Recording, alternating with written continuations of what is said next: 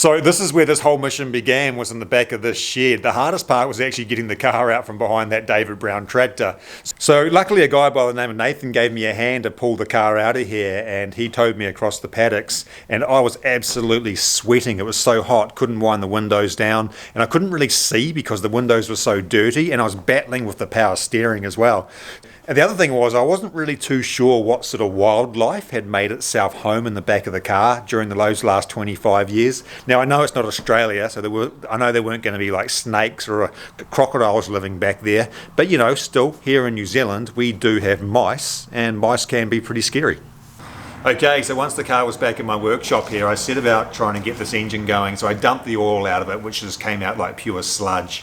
I tried to flush it out a few times with some other oil. I lubricated each cylinder, and then I chucked a strong arm on the front pulley nut, and I very slowly just turned the engine over the course of like 24 hours, just a little bit at a time, until I got a full rotation out of it, just to like lubricate up each cylinder. Since doing that, I've watched so many YouTube videos where guys just get cars that have been sitting for 20 years, chuck a battery in it, some petrol down the carburetor, and then just start trying to turn them over and see if they'll start. And usually they seem to be fairly successful. Okay, so this next part that I did, don't do this because it was wrong. I read that you could lubricate these engines by taking out the distributor, and then at the bottom of that is where the oil pump is. The dizzy light runs the oil pump.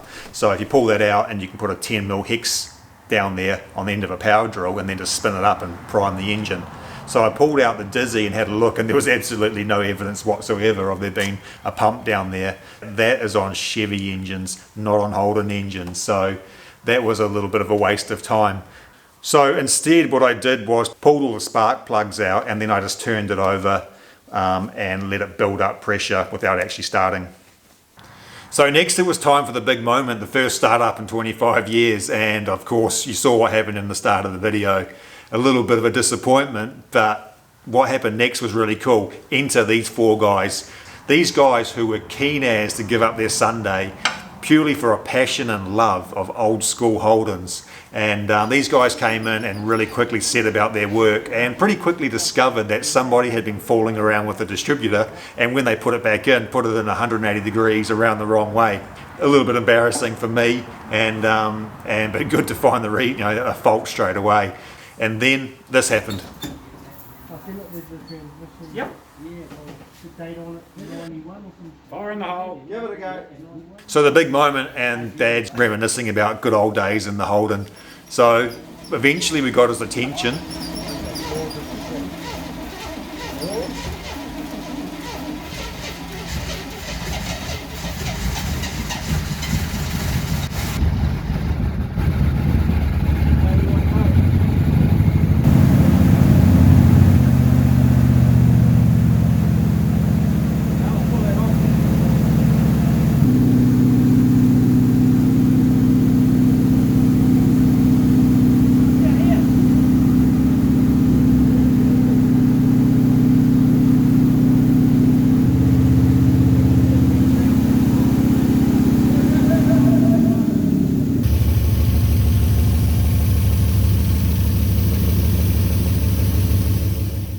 So that was one of the most rewarding parts of this build so far. You know, seeing Dad on the key crank it up for the first time was really, really cool. I may have slightly overdone it with the lubrication of the cylinders. I did nearly kill everybody by smoking them out. But anyway, thanks heaps to those guys. Really, really appreciated the help. So when I backed it out of the shed for the first time, there was a pretty decent clunk when I put it in gear. That clunk sure as hell wasn't going to stop me from taking it for a lap around the yard.